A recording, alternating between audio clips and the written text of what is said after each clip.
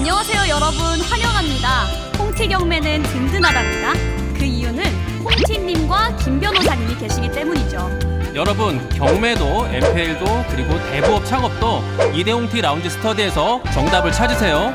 최고의 시설과 안락함, 그리고 클래식 공연까지 이대 홍티 라운지로 오세요. 모든 법적인 뒷받침 저 김도훈 변호사가 있습니다. 안심하시고 이대 홍티 라운지 스터디에 오세요. 오세요. 재테크의 새바람 홍티 경매 MPL 신촌에서 만나요. 이대 홍티 라운지 믿고 투자해봐요. 홍티 경매 MPL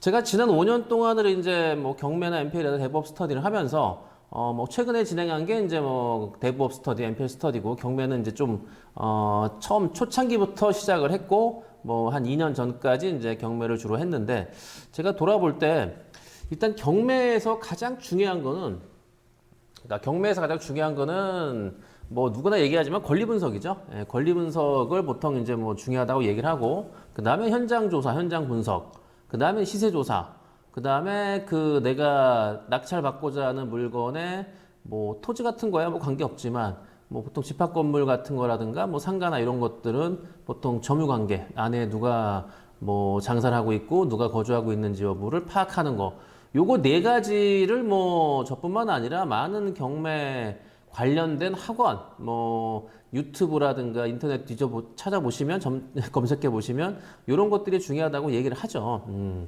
근데 이제 저도 마찬가지로 뭐 이런 것들을 중요하죠. 권리 분석을 하지 않고, 아무리 쓰레기통에 버리라고 하더라도 권리 분석을 하지 않고 입찰을 볼 수는 없기 때문에. 근데 이제 제가 가장 중요하게 생각했던 것은 이제 하나입니다. 탈출구 분석인데, 이거를 내가 낙찰을 받고 나서 거기에서 좋을 수도 있겠지만 나중에 이 물건을 내가 평생 지고 갈 게 아니라 가격이 올라가면은 팔고 갈아타야죠. 갈아타면서 그 종잣돈을 갖고 또 다음 거를 준비해야 되는데, 이쪽에서 묶여가지고 이게 더 이상 나갈 수가 없다고 하면 문제가 되기 때문에, 결국에는 이제 그 탈출할 수 있는 가장 큰 중요 요소 중에 하나가 바로 수익률이죠. 수익률이 나오면은 뭐 무조건 팔리는 거죠. 그 홍티 경매 뭐 초창기 때 그 조금 건물을 지방에서 낙찰받은 분이 계시는데 굉장히 싸게 받았어요. 싸게 받았고, 근데 문제는 지방이다 보니까 싸고, 그 다음에 뭐 다 좋은데, 이게 이제 그 지방의 어떤 그 거점 도시도 아니구나. 그러니까 지방의 어떤 뭐 중심가에 있는 것도 아니고, 그 다음에 그 지방의 어떤 경제적인 활동, 그러니까 이제 경제가 악화되거나 여러 가지 문제가 생기면 직격탄을 맞는 위치에 있기 때문에, 이게 이제 코로나 때 경기가 안 좋다 보니까 이제 건물에 임차해 있는 상인들이 나간 거죠. 장사가 안 되니까. 그러다 보니까는 이제 2년 이상, 거의 뭐 2년 반, 3년째 이제 뭐 상가 1층은 거의 뭐 싹 공실로 돼 있고, 뭐 그러다 보니까 가장 중요하게 1층에서 들어오는 그 월세가, 그 임대료가 거의 전체 임대료의 한 30-40%를 차지했는데, 그 1층의 임대료가 확 빠져버리니까 휘청하는 거죠. 예. 대출은 대출대로 받았는데 이제 이자가 또 처음에 받았을 때 3%인데 계속 올라가서 지금은 이자가 거의 7% 가까이 2배 이상 올랐기 때문에, 월세는 들어오는 거는 뭐 거의 3분의 2 좀 채 안 들어오는데 나가는 이자는 2배 이상 증가하다 보니까 이게 타산이 안 맞는 거죠. 그렇다고 해서 지금 팔리느냐? 안 팔리죠. 왜? 1층에 비어있는 건물을 누가 들어오겠습니까? 물론 뭐 강남 한복판에 있는 1층 비어있는 건물은 비어있든 안 비어있든 매매가 되죠. 강남이니까. 그런데 지방은 차이가 있는 거죠. 지방은 공실이 있으면 매매되기는 어렵다. 그래서 이 수익률 분석이 가장 중요한데, 그러니까 제가 이제 뭐 예를 들어서 그분한테 예를 들었는데, 그분한테도 그런 얘기를 했어요. 지금 이제 이게 싸다고 들어가는 게 아니라 차후에 뭐 몇 년 지나서 어떤 이 낙찰 준비하고 있는 그 건물이 온전하게 지금과 같은 걸 유지할 수 있겠는지 한번 살펴보시고 여러 가지로 좀 따져보라고 제가 얘기를 했죠. 뭐 저야 뭐 그 지방에는 잘 모르긴 하지만 조사를 해보시라. 근데 결국엔 지금은 이제 약간의 후회를 하시는 거지. 뭐 약간의 후회가 아니라 좀 많은 후회를 하시는 거죠. 결국에는 수익률 분석, 수익률이라는 거는 지금도 괜찮지만 차후에 앞으로 몇 년으로 내다볼 수 있는 탈출구까지도 감안을 한 수익률이 분석이 필요하다. 자, 다음에 이제 NPL은 이제 홍티 경매뿐만 아니라 이제 뭐 다른 데도 NPL 스터디가 있어. NPL을 뭐 가르쳐 주는 데가 있고 뭐 근데 이제 뭐 제가 볼 때는 제대로 된 NPL을 가르쳐 준다? NPL을 가르쳐 주는 학원은 글쎄 그렇게 뭐 많지는 않아요. NPL이라는 거를 명목을 두고 물론 이제 저 역시도 NPL 스터디를 진행을 하다가 저는 이제 그때 개인이 NPL 할 수 있는 거를 뭐 시도를 해보다가 결국에는 오기까지 하고 만 이유 중에 하나가 개인이 NPL 하기가 어렵다. 그래서 그 NPL 스터디한 회원들을 다 투자연으로 다 전환을 시켜서 일단은 우리가 돈을 버는 게 목적이니까 일단 투자하자라고 해서 전환을 시켰죠. 전환해서 같이 나갔죠. 그게 이제 우리 홍티경매 질권투자의 시초가 됐는데 근데 이제 저 같은 경우는 솔직한 얘기로 NPL 스터디 1기부터 5기까지가 이게 문제가 있다. 조금 부족했다. 개인이 단기간에 할 수 있는 거는 물론 뭐 지금도 몇 분 정도는 그때 이후로 뭐 1년 또 대부업을 본인이 또 내셔가지고 하시는 분이 잘하는 분이 계세요. 근데 문제는 이제 그분 같은 경우 장기적인 플랜을 갖고 나가야 되는데 제가 이제 스터디 하면서 한 한 달 반, 2달에 어떻게 하든 성과를 내려고 하다 보니까 기간이 짧아서 성과가 나기가 좀 어려웠다. 그리고 이분들이 다 투잡을 하는 분들인데 직장 생활을 하면서 이 NPL을 같이 겸하려다 보니까 이 여러 가지로 어려운 점이 나오는 거죠. 왜냐하면 뭐 직장 생활에 얽매이다 보니까 뭐 협상하거나 이런 거 할 때 시간을 마음대로 못 내는 부분. 뭐 여러 가지로 특히 이제 시간적인 부분에서 좀 어려운 부분이 있어서 제가 그때 오기까지 하고 이제 그만둔 이유인데 근데 결국에는 뭐 여튼 저튼 뭐로 가나 뭐 앞으로 가나 뒤로 가나 옆으로 가나 뭐 중요한 거는 결국에는 돈을 벌기 위한 목적인데 중요한 거는 그 돈 벌리가 안 되면 아무리 좋은 시스템이라고 하더라도 의미가 없는 거죠.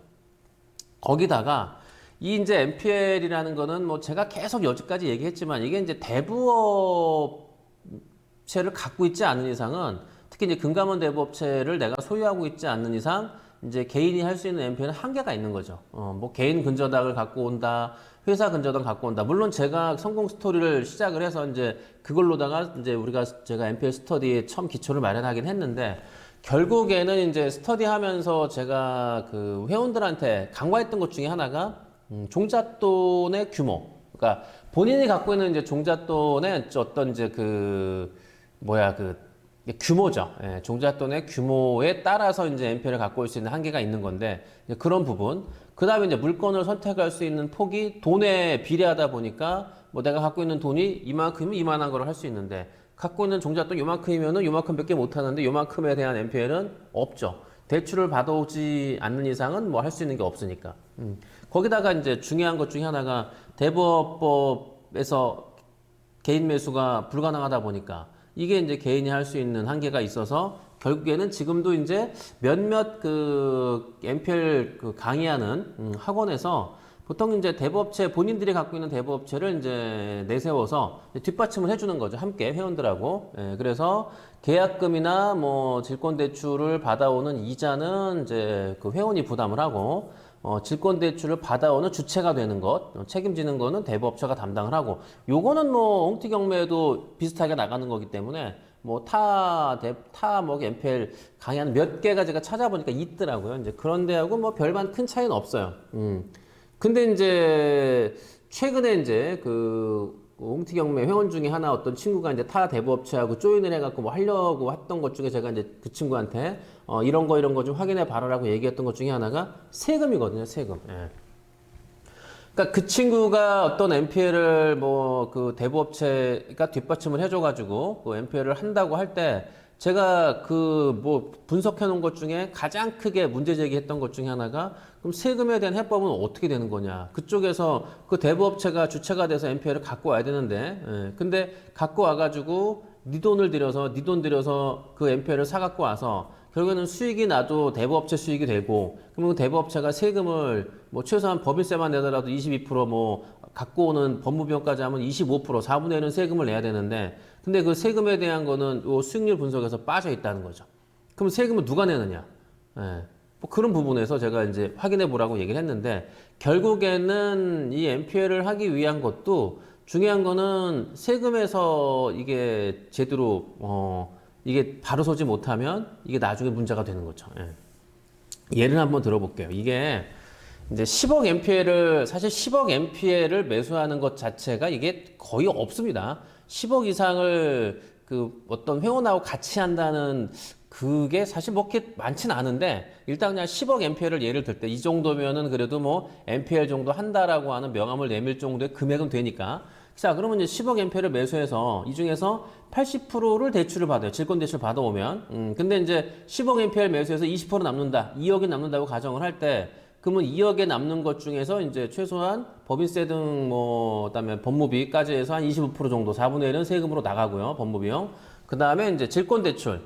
예를 들어서 10억에 80%를 대출받으면 8억을 대출받는 건데, 8억에 요즘 질권이자 10%거든요. 그러면 이자가 8천만 원이에요. 예, 그러면은 8천만 원이니까 2억 남는 거에 8천이면 한 40% 되니까, 그러면은 질권 이자가 남는 수익이 한 40% 되고, 그 다음에 이제 보통 대부업체가 수수료를 가져가는데 5%보다 더 가져가더라고요, 보니까. 근데 저는 이제 최소의 5% 가정을 해서, 그러면은 수익의 25% 세금, 40% 뭐 이자, 그 다음에 5%는 대부업체 수수료, 이런 거 감안을 해가지고 계산을 해보니까 2억의 돈이 남는다고 가정을 할 때 법인세가 이제 세금하고 기타 등등 5천만 원, 그 다음에 질권이자 8천만 원, 대법제 수수료가 1천만 원. 근데 1천만 원 받고 하겠습니까? 당연히. 아니 8억을 내가 내 이름으로 대출을 받아와가지고, 그쵸? 내 이름으로 대출을 받아와서 그 만들어주고 세금도 내가 다 책임지고 내고, 그런데 수수료 1천만 원 받아? 에휴, 더 받겠죠. 근데 이제 저는 1천만 원이라고 가정을 한 건데, 자 그러면은 이것저것 비용이 들어간 게 1억 4천만 원 비용이 들어요. 그러면은 2억 남는 것 중에 순수익이 6천이니까 나쁘진 않죠. 그러면 계산을 해보면, 투자는 뭐 원금의 20%는 자비 부담을 해야 되니까 10억 MPL을 갖고 올 때 20%는 자기 부담이니까 2억, 질권 대출이자 8천, 법무비 기타 등등 먼저 손 법무비 나가야 되니까 500. 그럼 일단은 당장 들어가는 돈은 2억 8,500이 들어가요. 요거 이제 이자 8천은 이제 1년 이자를 가정해서, 예. 자, 그러면 2억 8,500을 이제 투자를 해서 1년 후에 순수익이 6천이 남았다. 그럼 수익률은 21%가 나오거든요. 나쁘지 않죠, 이 정도면. 아니 21% 남는 것 중에, 아니 2억 8,500을 투자해서 1년 후에 6천만 원의 수익이 났다고 하면, 이거 3억 4,500을 받았다고 하면은 나쁘지 않은 거죠. 21% 남는 수익률 어디 있겠습니까? 괜찮죠. 근데 문제는 뭐냐면, 저는 지금 현재 앞에서 말씀드린 대로 요거는 20% 수익을 제가 기본이라고 가정을 해서 계산을 뽑은 건데, 그런데 문제는 20% MPL이 과연 몇 개나 있느냐 이거죠. 이 20% 남는 수익률을 받기 위해서는 그냥 MPL을 싸게 사오는 게 문제가 아니라, 그 말씀드렸잖아요, 탈출구. 나중에 이게 나중에 저기 낙찰이 돼가지고 내가 배당을 받을 때 100% 배당을 받을 수 있느냐 이거죠. MPL 채권 갖고 온 거를 기준으로 그 MPL 채권의 채권 최고액에 거의 뭐 이자 연체자 다 채워가지고 100%를 내가 온전히 받을 수 있느냐. 그렇게 가정할 때 20%를 남으려면, 20% 수익률이 되려면 원금 할인을 받지 않고는 불가능하다는 거죠. 그냥 단순하게 MPL을 가지고 와서 그냥 원금을 다 주고 갖고 와서 앞으로 그 조금 뭐 밀린 연체이자 뭐 한 5, 6개월, 그 다음에 앞으로 연체될 한 1년 이자, 그거 가지고 수익률 20%는 만들 수가 없어요. 대부업체 채권 갖고 가능하죠. 대부업체 이자는 뭐 한 15, 16%면은 1년에 연체이자 쌓이면 20%니까. 우리 홍티경매도 지금 연체된 것들, 경매 들어간 거는 뭐 연체이자 3% 얹으니까 뭐 20% 가까이 다 되죠. 그럼 우리는 1년 기다리면 20% 수익이 나와요. 예, 문제는. 근데 그런 대부업체 MPL을 팔겠냐 이거지. 예. 정말 배당이 100% 되는 MPL을 어느 대부업체가 팔겠지. 뭐 파는 경우도 있긴 있죠. 간혹 있긴 한데 거의 좀 불가능하죠. 어렵다 보니까 이렇게 20% 그 수익률이 보장되는 다 제하고 남는 MPL을 갖고 온다는 거는 좀 어렵다라는 거죠. 그래서 결국에는 제가 이제 홍티경매 NPL 스터디는 이 투자하고 접목해서 같이 나갈 텐데 이게 가장 중요한 사항은 결국에는 돈 벌기예요, 돈 벌기. 예, 돈 벌기가 가능한지 여부가 중요한 거고요. 결국에는 스터디를 하던 투자를 하건 물론 스터디는 이제 배우기 위한 것도 요소가 많이 들어가긴 하죠. 단순한 투자보다는 투자도 있지만은 뭐 약간의 내가 배워가지고 한번 해보겠다라는 것도 있겠죠. 뭐 차후에 뭐 대법을 내시든지 어찌됐든 결국에는 배우고자 하는 그 궁극적인 목표는 돈 벌 수 있는 내가 여건을 갖춰 나갈 수 있는 준비 자세를 만들기 위한 거니까 돈 벌기가 안 되면 불가능한 거죠. 그래서 제가 홍티경매 NPL 스터디에서 중요한 사항 돈 벌기에 집중을 하는 이유 중에 하나겠죠. 자, 다음은 대부업인데 이 대부업을 제가 이제 한 2년, 이제 요번에 이제 올해 11월 달은 3년 차라서 이제 갱신을 해야 되거든요. 근데 이제 대부업의 핵심은 결국 이자 장사인데, 이자 수익, 이자 장사인데, 근데 홍티경매 제 기준으로 놓고 볼 때도, 담보대출은 연체가 증가하기 때문에 지금 다 경매 넣어가지고, 그 다음에 이제 신용대출도 제가 했잖아요. 뭐 아직도 뭐 지금 유효한 것도 있긴 하지만, 간혹 가다가 이 먹튀, 그러니까 저는 그래도 뭐 나름대로 신원이 좀 확실한 어떤 대기업, 뭐 어떤 직업군인, 뭐 공무원, 이런 분들 대상으로 나가다 보니까 연체가 없긴 한데, 근데 이제 주변에 보면은 이제 그냥 일반인들 대상으로 신용대출을 해주는 경우에 먹튀 잠수가 생각보다 많아요. 예. 그러다 보니까 이 일반적인 대부업체는 뭐 조그만 중소대부업체는 신용대출은 아예 엄두를 못 내고요. 뭐 관리도 안 되니까 뭐 좀 대형 대부업체 중심으로 신용대출이 나가긴 하는데 상당히 그 개인 신용대출에서도 이 잠수 타고 그 연락을 두절해버리는 사람들 때문에 연체가 많이 증가하고 있는 거는 뭐 이제 그 얘기를 들어서 있기도 하고 뭐 지금 뭐 수치도 그렇게 나오고요. 그러다 보니까 큰 대부업체는 큰 대부업체대로 중소대부업체는 중소대부업체대로 거의 뭐 지금 특히 중소대부업체들은 뭐 개점 휴업이죠. 요즘은 제가 주변에 저한테 그렇게 연락이 오던 분들도 제가 이제 최근에 이제 오늘 또 스터디를 준비하기 위해서 어저께 몇 군데 전화를 해봤더니 통화도 안 될 뿐더러 뭐 그냥 있다고. 그래서 목소리를 뭐 몇 분 정도 얘기를 들어봐도 그렇게 뭐 썩 그냥 그 환한 웃음을 지을 수 있는 상황이 아닌 것 같아요. 그러나 아닌 것도 있어요. 해법은 있는데 제가 이제 아는 몇 대부업체는 굉장히 소액만 나가. 담보대출인데도 1, 2천만 원만 나가는 거죠. 그러니까 담보대출의 근저당 설정을 1,000만 원 정도면 진짜 법무비 들어가고 뭐 하면 사실 뭐 이게 참 비용이 많이 들어가는데 물론 이제 그거는 채무자가 내긴 하겠지만 어쨌든 담보대출도 굉장히 소액으로 나가더라고요. 예, 그리고 그분 같은 경우는 뭐 전적으로 대법을 본인이 혼자 하다 보니까 직접 본인 발로 뛰어 조사하는 거죠. 요즘 하도 이게 그 사기꾼이 많다 보니까 그래서 직접 본인이 가서 확인하고 다 하는 거죠. 그리고 이분은 특이한 게 물론 뭐 세금 관계 때문에 그럴 수도 있겠지만 이자를 받으러 다니더라고 직접. 예, 저기 봉다리 들고 뭐 백 하나 들고 무슨 백이라 합니까? 이거 뭐 크러치백인가? 하여튼 백 하나 옆에 끼고 진짜 사채업자 같은 느낌이 되긴 하는데 이자를 받으러 다녀요. 이자를 직접 받으면 세금 신고는 뭐 어떻게 될지 모르겠지만 어찌됐든 그렇게 뭐 가는 경우도 있어서 진짜 이분은 하루가 정말 짧게 느껴지는 듯한 느낌이 들어요. 물론 뭐 제가 하루 전체적인 거를 이분을 뭐 제가 쫓아다니면서 본 건 아니지만 그래서 이런 식으로 하면은 저는 가능하게 뭐 저는 충분히 뭐 어느 정도 수익이 된다라고 판단을 하는데 근데 이거는 뭐 투자하고는 불가능하죠. 거의 전적으로 대부업에 매진을 해야 되는 거죠. 그러니까 본인이 직접 내가 한번 해보겠다라고 하면 사실 직원 필요 없이 혼자서도 가능합니다. 예. 어쨌든 대부업 창업 스터디 핵심은 이게 대부업을 내가 내서 돈 벌게 가능한지 그 다음에 이제 아까도 말씀드렸지만 이게 중개업체들이 이제 중간에 장난질을 해요. 이제 저도 그 최 팀장 말고 다른 데서 이제 뭐 심증만 있지 물증은 없기 때문에 뭐 제가 확인은 못 하는데 이제 이런 경우에요. 중개업체가 대부업체한테 이제 중개업체를 통해서 이제 채무자들 돈을 빌릴 사람들이 중개업체한테 문의를 하죠. 우리는 직접적으로 광고를 내기가 좀 어려우니까. 그러니까 중개업체가 광고를 내가지고 중개업체가 광고를 내서 이제 그 대출 받을 사람들을 모집하면 그거를 확인을 해갖고 저희 같은 대부업체한테 이제 뿌리는 거죠. 누구누구가 서초동에 있는 홍승현이가 대출이 1억이 필요하답니다. 담보대출이. 좀 봐주세요라고 저희 대부업체에 문의를 하죠. 근데 이제 문제는 그렇게 문의해가지고 괜찮다. 담보도 충분히 여력이 있고 이분 직장도 괜찮네. 이자도 잘 내겠네. 대출이 나가요.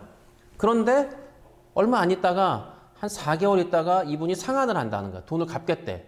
갚겠다고 하니까 아니 본인이 갚겠다고 하는데 우리는 안 받을 수 없잖아요. 그러면 연체 중도 수술 해갖고 받죠. 예. 근데 알고 보니까 이제 이 사람한테 이 소개해준 중개업체에서 이 사람한테 다른 데로 갈아태우는 거지.